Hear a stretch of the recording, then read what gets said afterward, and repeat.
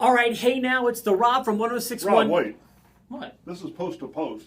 We got to do something big, something out there. What were you thinking? Ladies and gentlemen, boys and girls, children of all ages, Town Square Media and 1061 KISS FM proudly bring to you your podcast champions of the world. He's the R to the O to the B. I'm STEVE. We are your hosts with the most, bringing you everything wrestling related from post to post.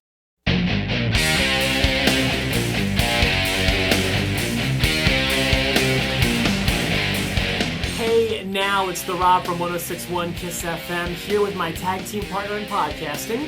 Hey guys, it's me, Steve, book contributor to 1061 evansville.com. Okay, and it is our traditional pre-pay-per-view predictions show. Yep. Welcome to Post.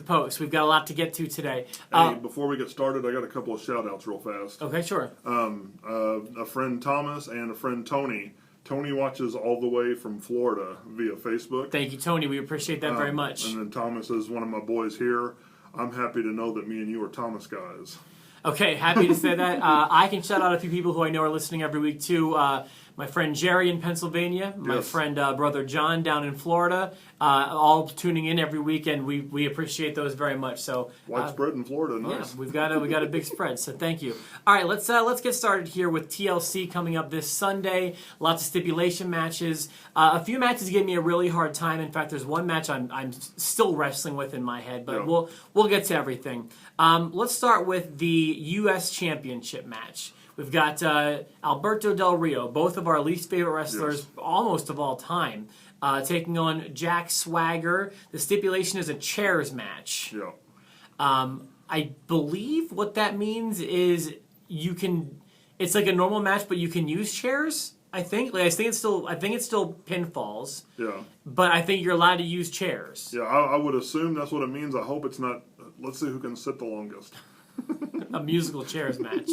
Okay, I'll go ahead and get this one started. I don't see the title changing hands here. I don't think that they built up Swagger enough to be ready for the championship yet. It could happen at some point. I don't see it happening Sunday.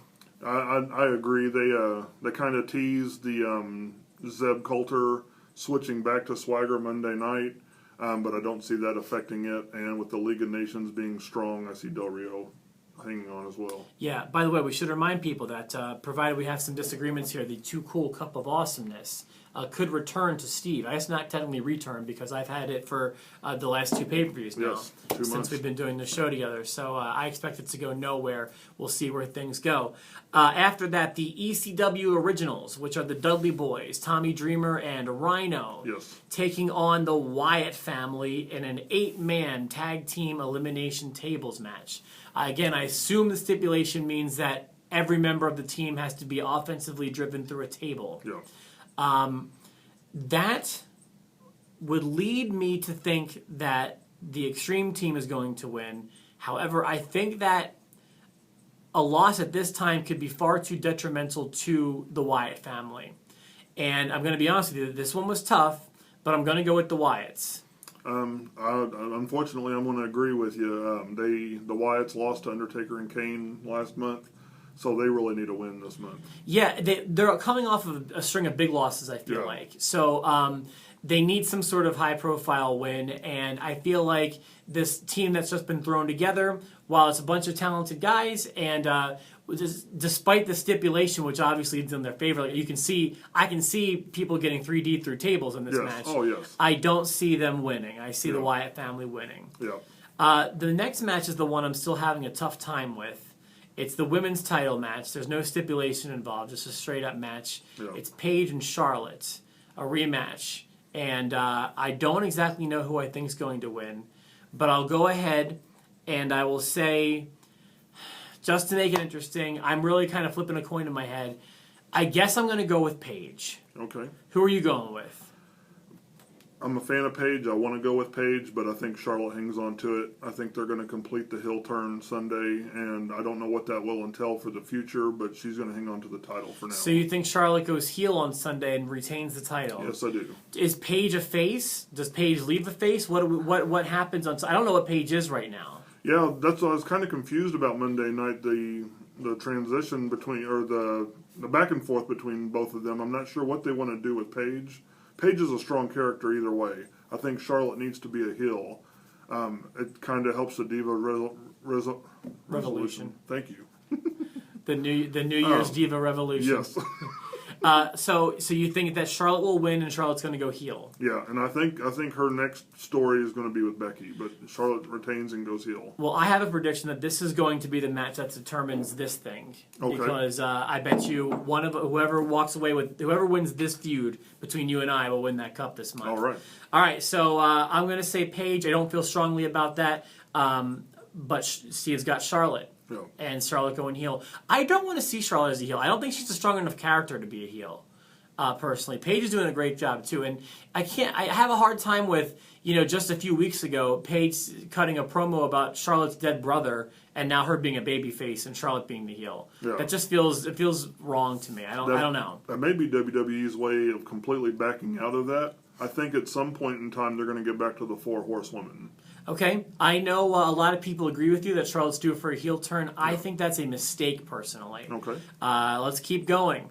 After that, we've got the triple threat tag team ladder match for the tag team championship. New Day defends their title against the Lucha Dragons and against the Usos. Okay. All right, Steve, what happens here? New Day's retain. They were champions when they came to visit you last April.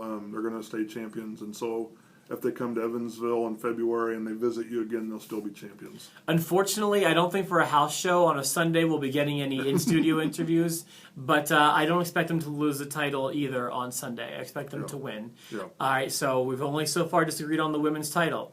We've got 2 more matches to go. Kevin Owens defending his Intercontinental Championship against Dean Ambrose, and this was the one that gave me the second amount of trouble. Okay. I don't know what's going to happen here. You want me to go first? Go ahead. I think Dean Ambrose pulls the belt. Okay, I think that's a great choice, but I'm going to stick with Kevin Owens. Okay. So we've got a disagreement here, too, which makes me happy to hear. Yeah. I prefer disagreements, personally, but I want them to be organic. Yeah, Dean Ambrose is too hot, and they don't have him in the world title picture, so he needs something, and Kevin Owens is not affiliated with a stable.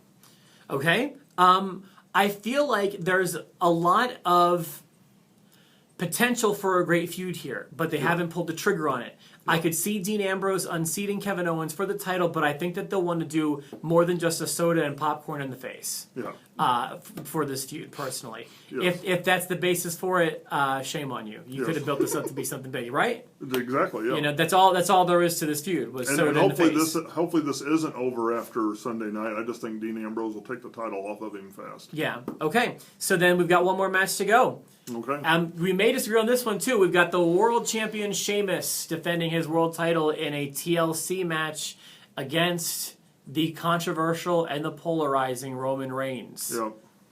All right, Steve. Who's going to win? I hate to say it. But before I go into it, I'm sorry. There's 3 rules in wrestling.